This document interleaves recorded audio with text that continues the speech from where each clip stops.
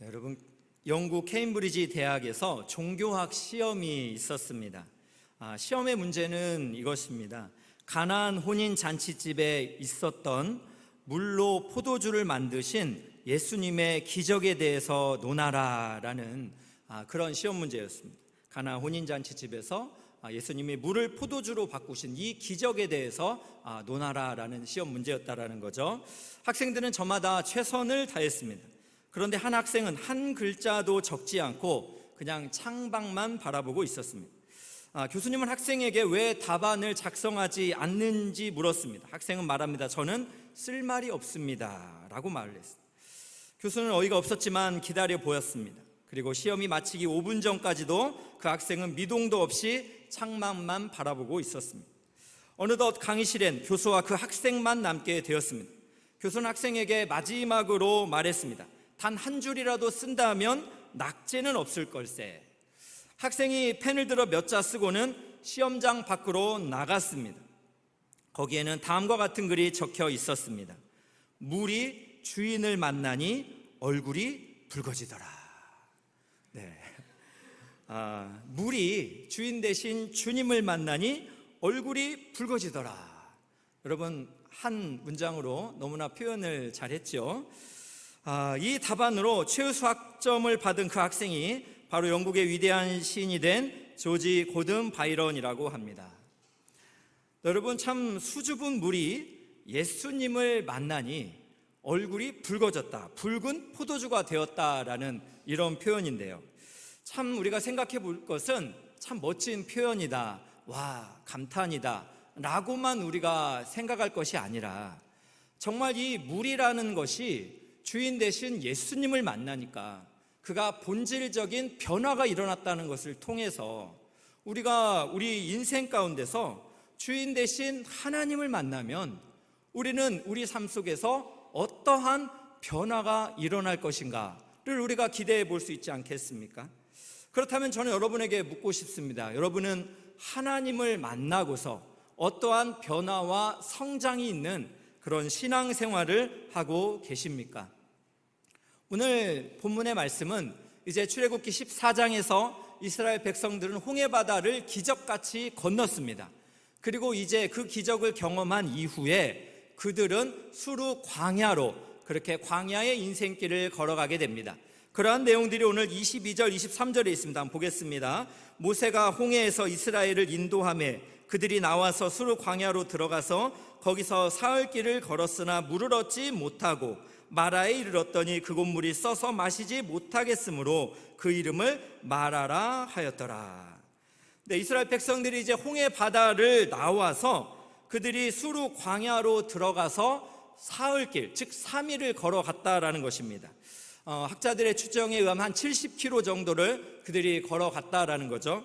그런데 이들이 물을 얻지를 못했습니다. 애굽에서 가져왔던 많은 물들도 이제는 다 마셔버렸습니다. 그리고 광야라는 것은 결핍의 장소 아닙니까? 뭔가 물을 얻을 수도 없고 먹을 것도 없고 쉴 수 있는 집도 없고 이런 결핍의 장소와 같은 이 참 광야에서 그들은 굉장히 사흘을 걸으며 힘들어 했습니다. 그러면서 이제 그들이 하나의 우물을 발견하게 됐는데 얼마나 기대감을 가지고 물을 마셨겠습니까? 그런데 그 물이 썼다라는 것이죠. 그래서 이스라엘 백성들은 그 지역의 이름을 마라라라고 이렇게 불렀다라는 것입니다. 여러분, 이것을 생각을 해볼 때 이스라엘 백성들이 지금 홍해바다의 구원의 기쁨을 경험하고 얼마가 지났다고요? 지금 출애굽기 14장에서 정말 바다가 갈라지는 놀라운 기적을 경험했는데, 그리고 15장에서 이들이 하나님을 어떻게 찬송합니까? 전능하신 하나님, 위대하신 하나님, 전쟁의 전사이신 하나님을 찬양합니다, 예배합니다. 이런 내용들이 15장 초반부에 많이 있습니다. 그런데 지금 그들이 겨우 3일을 지나면서 지금 어떻게 하고 있는 거예요? 마실 물을 얻지 못하고, 그리고 또 물을 하나 참 기어이 얻었지만 쓴물이어서 마시지 못하는 환경이 됐다라는 것입니다. 그때 이들이 어떻게 하는지 오늘 24절에 말합니다. 백성이 모세에게 원망하여 이르되 우리가 무엇을 마실까 하매. 이스라엘 백성들은 원망합니다. 여기서 모세에게 원망했다라는 것은 모세를 보내신 하나님을 원망했다라는 것이에요. 여러분, 그러나 이것은 불신앙입니다. 왜 그렇습니까? 이스라엘 백성들은 홍해 바다의 물이 갈라지는 기적을 통해서 전능하신 하나님을 향한 믿음이 있었다면, 이제 그들이 물을 얻지 못했다가 또 물을 얻었으나 쓴물을 얻었을 때 전능하신 하나님이 쓴물을 마실 수 있는 물로 바꿀 수 있다라는 그런 믿음은 그들이 갖지 못했다는 것입니다. 그래서 그들은 주어진 환경에 원망을 합니다.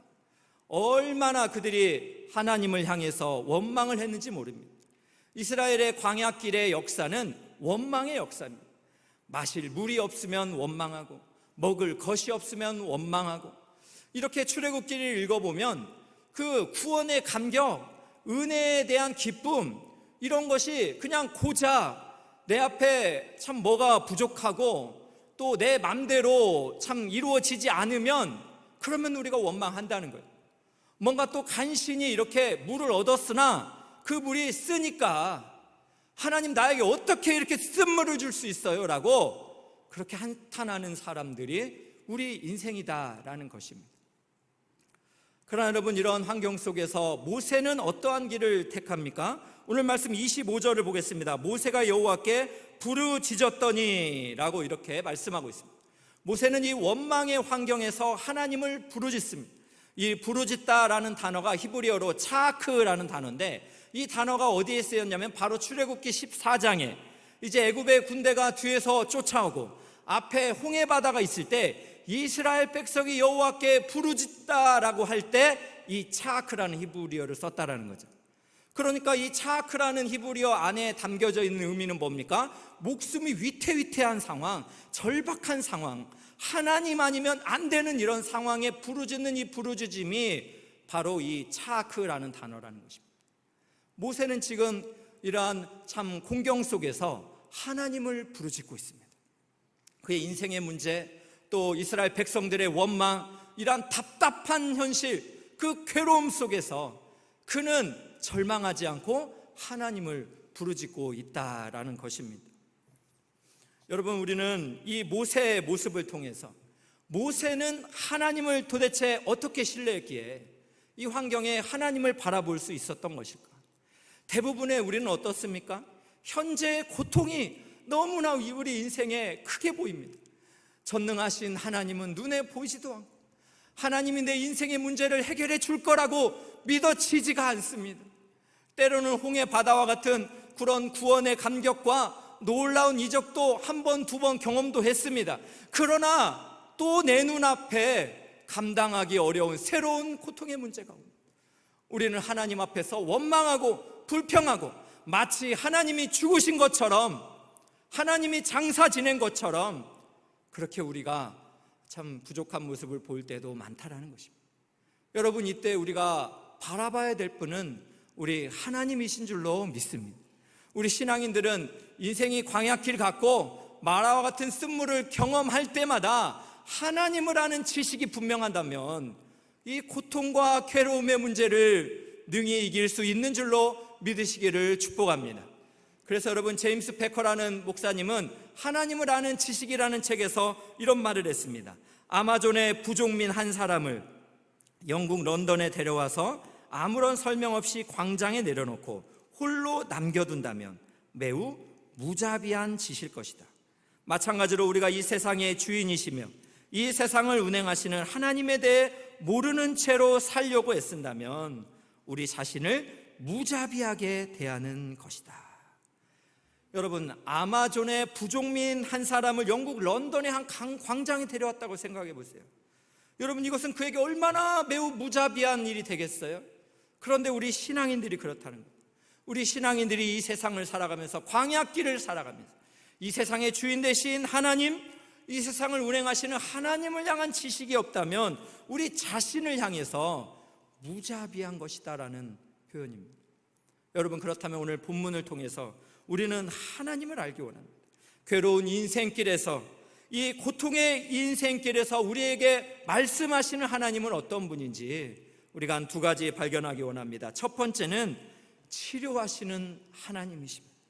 오늘 말씀 25절 보겠습니다. 모세가 여호와께 부르짖었더니 여호와께서 그에게 한 나무를 가리키시니 그가 물에 던지니 물이 달게 되었더라. 모세가 하나님께 부르짖었습니다. 하나님께서 답을 주십니다. 간절하게 절박하게 하나님을 찾는 자에게 하나님은 역시 길을 내시는 분입니다. 그래서 하나님이 내신 길은 무엇입니까? 나뭇가지 하나를 가져다가 그 쓴물에다가 모세로 하여금 던지라는 것입니다. 그러면 그 쓴물이 어떻게 되었다고요? 달게 되었더라. 마실 수 있는 단물이 되었다라는 것입니다.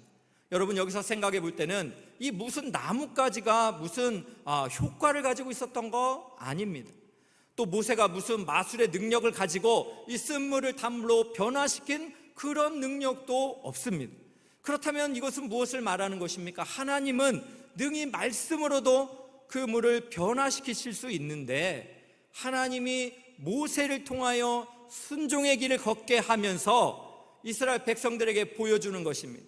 이스라엘 백성들이 순종하며 하나님의 언약 백성의 길을 걸어가면 하나님이 쓴물과 같은 인생길도 단물로 바꿔주신다라는 것을 분명히 보여주고 있는 말씀입니다. 여러분, 이 말씀을 통해서 우리는 하나님께서 마실 수 없는 쓴물을 마실 수 있는 좋은 단물로 고치시는 하나님이다라는 것을 발견할 수 있습니다. 그래서 오늘 말씀 26절에 하나님 말씀합니다. 나는 너희를 치료하는 여호와이니라. 나는 너희의 라파, 치료의 하나님이다 말씀하시는 것입니다. 여러분, 오늘 예배 일찍 오신 분들은 비준비하시니라는 찬송을 하나님께 올려드렸습니다. 이 찬송은 시편 147편의 말씀을 소재로 하나님께 드린 찬송입니다. 이 찬송의 가사를 보면 그렇습니다. 상한 자를 고치시며 상처를 싸매시도다. 그런데 여러분, 이 말씀이 어디 있습니까? 시편 147편 3절에 있습니다. 3절에 있습니다. 상심한 자들을 고치시며 그들의 상처를 싸매시는도다. 여기서 여러분, 상심한 자들을 고치시며 할 때 사용된 히브리어가 라파입니다. 하나님이 치료의 하나님이라는 것을 분명히 말씀해주고 있습니다.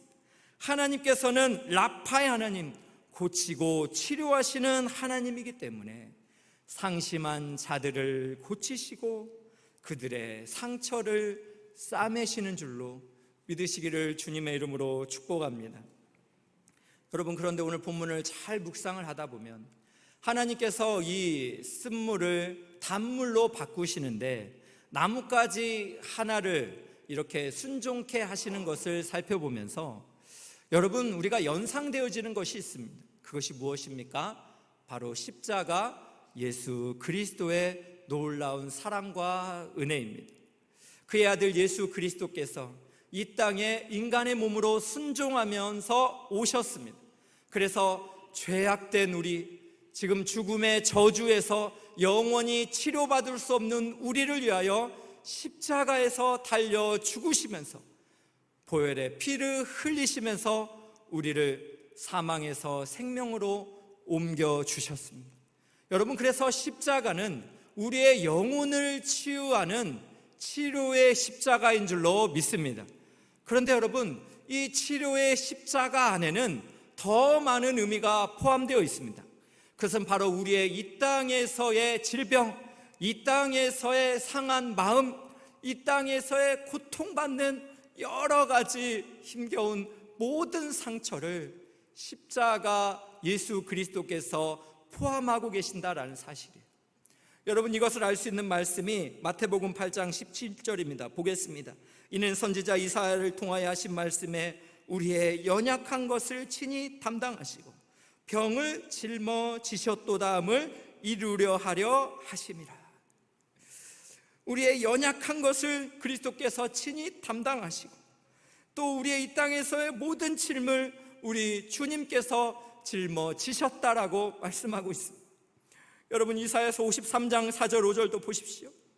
세번역 성경으로 보면 그는 실로 우리가 받아야 할 고통을 대신 받고 우리가 겪어야 할 슬픔을 대신 겪었다. 그러나 우리는 그가 징벌을 받아서 하나님에게 맞으며 고난을 받는다고 생각하였다. 그러나 그가 찔린 것은 우리의 허물 때문이고 그가 상처를 받은 것은 우리의 악함 때문이다. 그가 징계를 받음으로 우리가 평화를 누리고 그가 매를 맞음으로써 우리의 병이 나았다.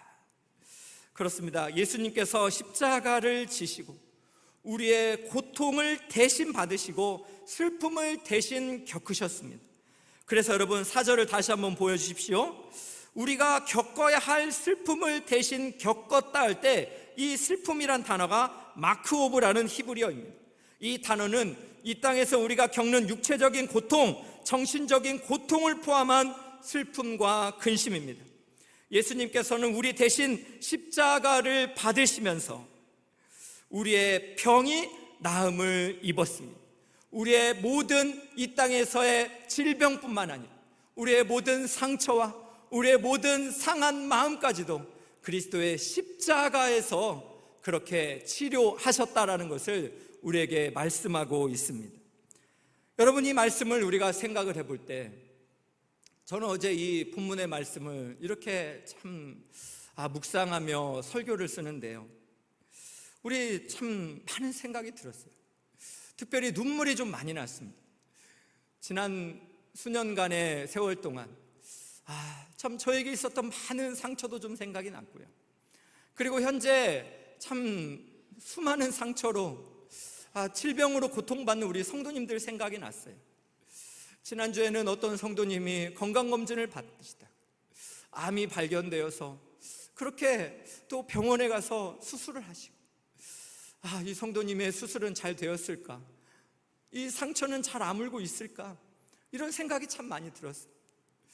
또 작년에는 우리 한 청년이 그렇게 참 해외 가운데 거하다가 갑작스럽게 이렇게 참 수술을 받아야 했던, 그러면서 참 잘 생각처럼 회복이 되지 않는 이 참 환경을 보면서 하나님 좀 고쳐주시면 안 돼요? 라는 그런 기도가 절로 나왔습니다. 또 이런 질병의 문제뿐만 아닙니다. 관계의 문제에서 힘들어하는 우리 성도님들 생각이 났습니다. 오랜 시간 동안 참 섬기고 싶은 부모님인데 참 여러 가지 말로 표현할 수 없는 많은 일들 때문에 관계적으로 회복되지 못하는 그 어려움의 한계를 경험할 때마다, 그때마다 상한 마음으로 하나님 앞에 울고 있는 우리 성도님 생각이 났습니다. 또 사랑하는 우리 자녀와의 그런 관계에 참 어려움이 또 생기게 되면서 하나님의 사랑 안에 이걸 잘 회복하고 싶은데 너무나 이 괴로움 속에서 어찌할 바를 몰라 너무나 힘들어하는 우리 성도님들 생각도 참 많이 났습니다. 그리고 또 저는 우리 성도님들 생각이 또 많이 났습니다. 도대체 우리 성도님들 중에는 이전 교회에서는 어떤 목회자와 또 성도님들에게 그런 말로 표현할 수 없는 상처가 있기에 우리 교회에서 또 신앙생활 해가면서 또 여러 가지 갈등과 어려움의 환경에서 그렇게 혼자 너무나 고통받고 있고 너무나 힘들어하고 있는 성도님들이 생각이 나서 정말 주님 치료하시는 하나님이시라는데 오늘은 제가 설교 길게 안 해도 괜찮으니까 하나님 우리 집회가 치유 집회가 되게 해주시고 또 예배에 참여하는 모든 분들이 치료하시는 하나님을 발견하는 은혜를 주시옵소서. 이런 마음으로 눈물이 나면서 그렇게 말씀을 준비했어요. 때로는 어떤 많은 성도님들이 이런 말을 합니다. 목사님, 사람은 잘 변하지 않습니다 라는 이런 말들 하세요. 저도 목회를 길게 한 건 아니지만 그럴 수 있더라고요. 사람은 그렇게 참 변하기가 좀 쉽지는 않다라는 생각이 들기는 합니다. 그러나 사랑하는 여러분, 이게 과연 성경적인가라는 것은 우리가 좀 생각을 해 보아야 합니다. 제가 도입부에서 말한 것처럼 하나님께서는 가나안의 혼인 잔치 가운데 물을 포도주로 바꾸는 그런 놀라운 기적을 행하신 분이십니다. 또 우리 하나님께서는 오늘 본문의 말씀에 마실 수 없는 쓴물을 단물로 바꾸시는 하나님이십니다. 그렇다면 하나님께서는 이 인생의 길을 걸어가는 우리 한 사람 영혼을 왜 바꾸지 못한다라고 생각합니까? 예수님께서는 우리를 이 땅의 물질 세계보다 얼마나 존귀하게 여기십니까? 우리를 대신하여 그 아들 예수 그리스도를 십자가에서 죽기까지 우리를 사랑하신 분입니다. 또 이 땅의 광야 같은 인생길에서 우리가 하나님이 기뻐하시는 그 길을 걸어갈 수 있도록 성령을 보내주신 분이 우리의 하나님이십니다. 그렇기 때문에 예수를 믿고 있는 사람들은 이 땅에서 신앙생활을 하면서 좀 시간이 더딘다 할지라도 여러분, 변화가 될 것을 믿고 기도하며 기다리는 것이 우리가 가져야 될 하나님의 마음인 줄로 믿습니다. 그래서 여러분, 저는 목회를 섬기면서 우리 성도님들을 정말 기다려 드려야 된다고 생각해요. 여러분, 사람마다 하나님이 역사하시는 은혜의 때가 있습니다. 어떤 사람은 삭개오처럼 예수님을 만나서 즉시 변화되는 사람이 있지만, 또 어떤 사람은 좀 하나님의 때까지 그렇게 시간이 오래 걸릴 때가 있어요. 그러나 성령 하나님께서 그 안에 존재하시기 때문에 반드시 하나님께서 성령의 열매 맺는 삶으로 변화시켜 주실 것으로 믿으시기를 주님의 이름으로 축복합니다. 여러분, 우리가 이것을 믿어야 되는 분명한 이유가 있습니다. 왜 그렇습니까? 밖을 찾아보지 않아도 됩니다. 나 자신을 살펴보면 됩니다. 나 자신을 살펴봤을 때 내가 과연 예수를 구주로 영접할 수 있는 그러한 사람이었는가? 내가 하나님의 은혜가 아니면 어떻게 하나님의 부름을 받아서 그렇게 강단에서 예수의 복음을 증거할 수 있는 그런 목회자로 살아갈 수 있게 되었는가? 여러분, 타인이 아니라 그냥 나 자신을 변화시키신 하나님을 발견하면 여러분, 인생 가운데 변화시키지 못할 하나님께서 변화시키지 못할 사람은 없는 줄로 믿으시기를 주님의 이름으로 축복합니다. 여러분, 우리는 이런 믿음을 가지고 하나님께 기도하며 또 하나님의 은혜의 때를 그렇게 구하는 여러분 모두가 되시기를 주님의 이름으로 축복합니다. 그러나 여러분, 이것은 쉬운 일은 아니에요. 쉬운 일은 아닙니다. 그러나 쉬운 일이 아니라 할지라도 우리가 포기하면 안 됩니다. 왜냐하면 하나님을 아는 지식이 우리 안에 더 필요하기 때문에 그렇습니다. 오늘 말씀 2절을 한번 보도록 하겠습니다. 두 번째를 한번 보도록 하겠습니다. 고통의 인생길에서 우리가 기억해야 될 하나님이 있다면 영적인 스킨십을 원하시는 하나님, 영적인 스킨십을 원하는 하나님을 우리가 기억을 해야 합니다. 여러분, 스킨십이라는 게 무엇입니까? 피부의 접촉을 통한 애정과 교류, 이것을 여러분 스킨십이라고 합니다. 그런데 우리가 하나님과의 관계 아래서도 이러한 영적인 스킨십이 필요하다는 거예요. 마치 피부와 피부가 접촉을 하는 것처럼 하나님과 우리가 영적으로 그렇게 접촉하는 영적인 스킨십이 필요하다라는 것입니다. 여러분, 오늘 말씀을 통해서 참 우리가 묵상을 해봐야 되는 본문이 있습니다. 그 본문의 말씀은 26절 말씀인데, 하나님께서는 나는 너희를 치료하는 여호와다라고 말씀하시면서 하나님께서 이스라엘 백성에게 요구하시는 것이 있어요. 그게 무엇일까요? 한번 보겠습니다. 이르시되 너희가 너희 하나님 나 여호와의 말을 들어 순종하고 내가 보기에 의를 행하며 내 계명에 귀를 기울이며 내 모든 규례를 지키면 내가 애굽 사람에게 내린 모든 질병 중 하나도 너희에게 내리지 아니하리니 나는 너희를 치료하는 여호와임이라. 여러분, 하나님께서 지금 이스라엘 백성에게 요구하신 게 뭡니까? 율법에 순종하라라는 것입니다. 그런데 이 율법이라는 단어를 지금 4가지 다른 표현을 썼습니다. 오늘 말씀 26절을 한 번만 더 보여주십시오. 25절을 보니까 법도와 율례다라는 표현을 했고요, 26절을 보니까 계명과 규례라고 이렇게 표현을 했습니다. 여러분, 율법의 말씀을 이렇게 법도와 율례, 계명과 규례로 표현했다는 것입니다. 그런데 여러분, 잘 생각을 해보면 이스라엘이 율법을 받았을 때는 어디에서였습니까? 시내산이었을 거예요. 그래서 10계명이 시내산에서 이렇게 참 모세가 받으면서 이스라엘에게 임했습니다. 그렇다면 지금 이스라엘 백성들은 어디에 있습니까? 수르 광야에서 시내산까지 가는 여정 중에 있습니다.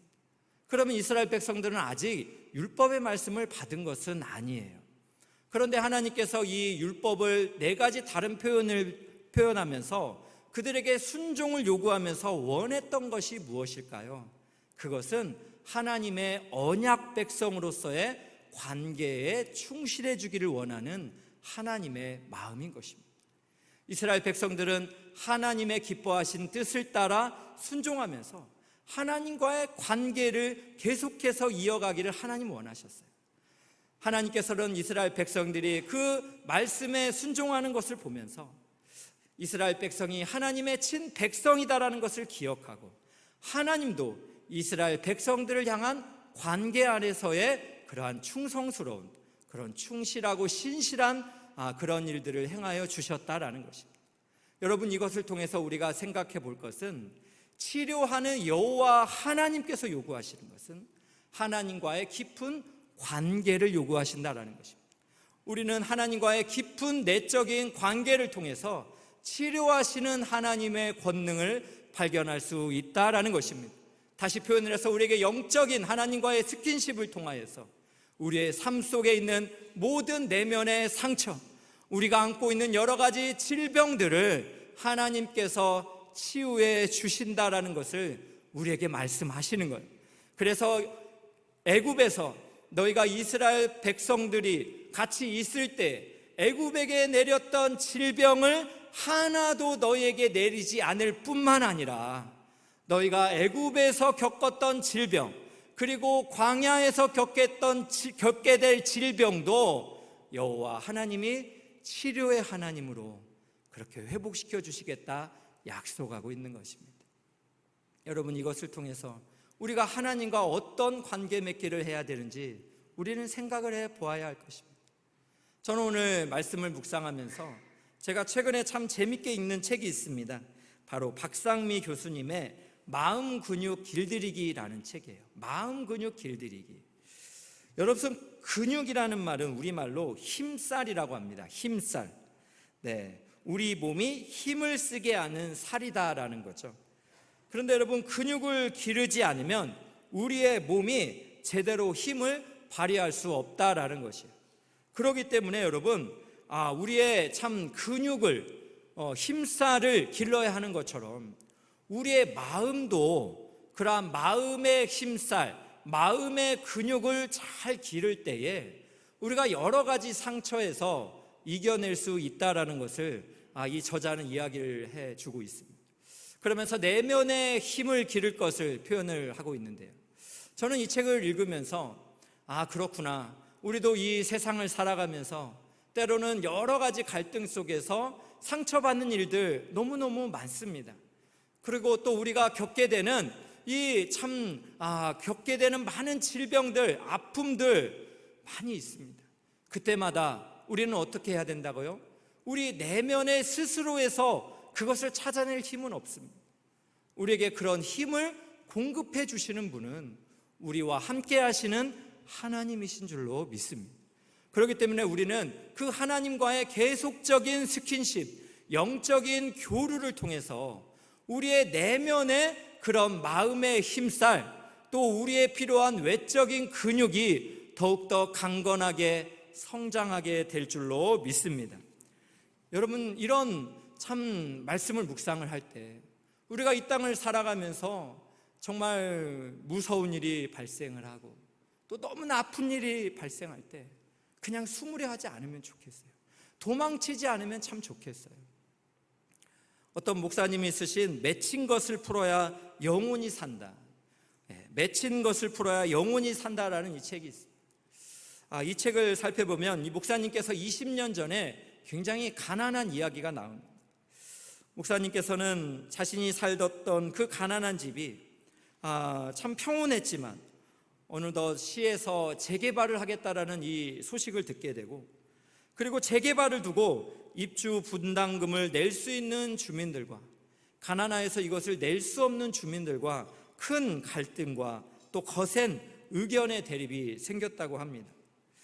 드디어 여러 달의 시일이 흘러 재개발이 결정이 되었고, 입주 분담금을 낼 수 없는 사람들은 자진 철거하도록 그렇지 않으면 강제 철거 당할 것을 좀 이야기하는 계고장, 문서를 받게 되었다고 합니다. 참 목사님은 너무나 가난했기 때문에, 이사갈 곳도 없었기 때문에 그 동네를 떠나지 못했다고 합니다. 그러던 어느 날 목사님이 이렇게 퇴근을 하고 집에 돌아왔을 때 살던 집이 없어졌습니다. 깡패들을 동원한 철거반원들이 커다란 해머로 집을 부수며 집안에 든 사람들을 정말 때리고 몰아내었다고 합니다. 목사님의 집을 포함한 많은 집들을 허물어 버렸다는 이야기를 또 그리고 눈으로 보게 된 겁니다. 대형 불도저로 깨끗이 밀어버렸다는 것입니다. 목사님은 망연자실하며 식구들을 찾고 있는데 무너진 집터 그리고 굴속 같은 데서 어머님이 기어나오고 계셨다고 합니다. 그런데 더욱 놀란 것은 어머님의 머리가 터져서 피가 낭자한 모습으로 나오셨다고 합니다. 철거 반원의 소행이었다고 합니다. 순간 목사님은 피가 거꾸로 솟았다고 합니다. 이 분노의 불길을 잡을 수가 없었다고 합니다. 그래서 인근 파출소를 가고 또 거센 폭언을 쏟아놓으며 사람들에게 반드시 복수하겠다고, 내가 가만두지 않겠다고 그렇게 선언을 하고 눈물을 흘리며 그렇게 독을 품고 집으로 돌아오고 있었다고 합니다.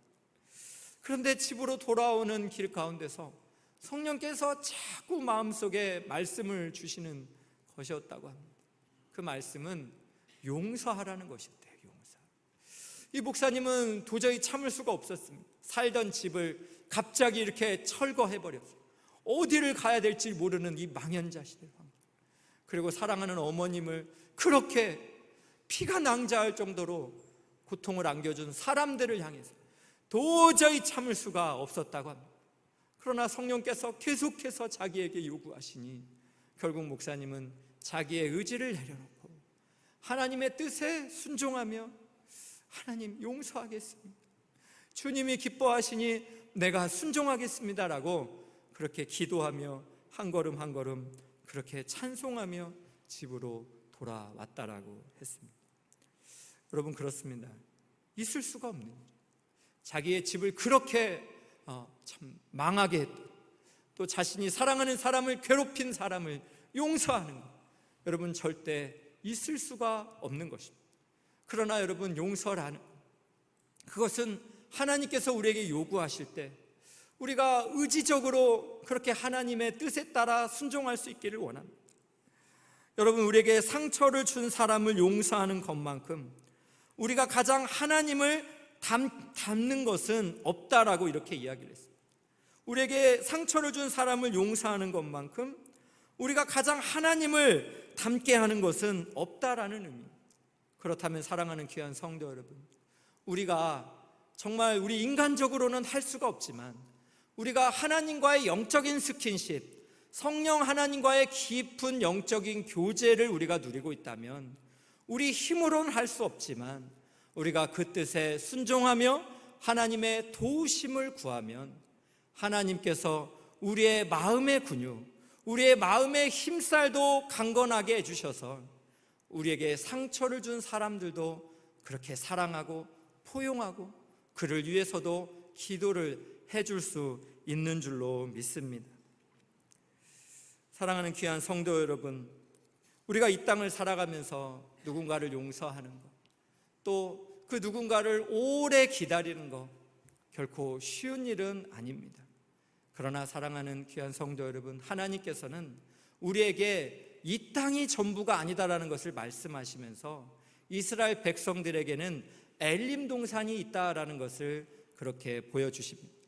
마라에서 쓴물을 경험했던 이스라엘 백성들, 그러나 치료하시는 하나님을 발견한 순종하는 이스라엘 백성들, 그리고 그들이 궁극적으로 치료를 받게 되는 곳은 어디입니까? 엘림 동산입니다. 그곳에는 무엇이 있습니까? 물샘 12과 종려나무 70그루가 있는 거예요. 물샘 12과 종려나무 70그루가 있기 때문에 하나님이 허락하신 거대한 오아시스 안에서 200만이나 되는 이스라엘 백성들이 참된 안식을 누리며 진정한 치료와 회복을 경험할 수 있게 되었다라는 것입니다. 여러분, 이 엘림 동산이 우리에게 보여주고 있는 것이 무엇입니까? 광야와 같은 우리의 인생길이 마치면 우리 인생길에도 하나님께서 허락하신 새하늘과 새 땅이 있다는 것을 분명히 상징하고 있습니다.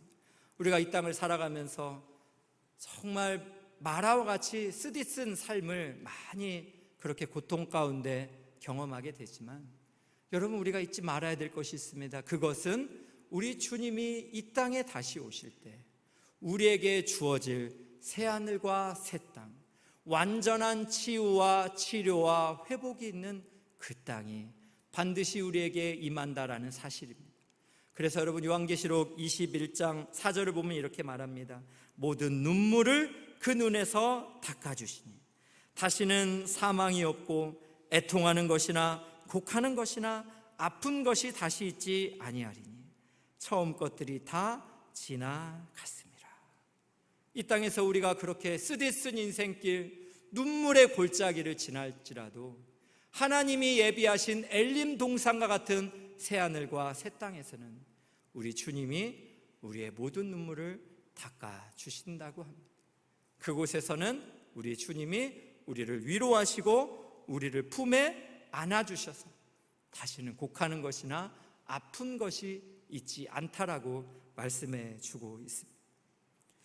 결론을 맺겠습니다. 사랑하는 귀한 성도 여러분, 저는 오늘의 이 마라의 쓴물을 단물로 바꾸신 하나님, 우리에게 치료의 하나님이라 말씀하신 하나님께서 오늘 본문을 통해서 우리 엘사랑교회에 주시는 하나님의 생명의 말씀이라는 생각이 듭니다.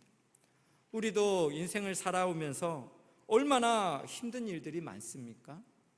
정말 광야길, 결핍의 환경 속에서 내일 일을 알지 못하는 불안함, 그리고 뭔가 하나 얻었지만 쓴물과 같은 그 쓰디쓴 괴로움의 시간들. 그러나 하나님께서는 우리를 치료하시는 하나님이신 줄로 믿습니다. 우리 하나님께서는 우리가 그렇게 하나님의 은혜 가운데 치료받고 새롭게 회복되기를 원하는 줄로 믿습니다. 우리 육체의 모든 질병, 우리 마음의 모든 상처를 예수 그리스도의 십자가 안에서 그렇게 치료하시고 온전하게 회복하기를 원하고 계십니다.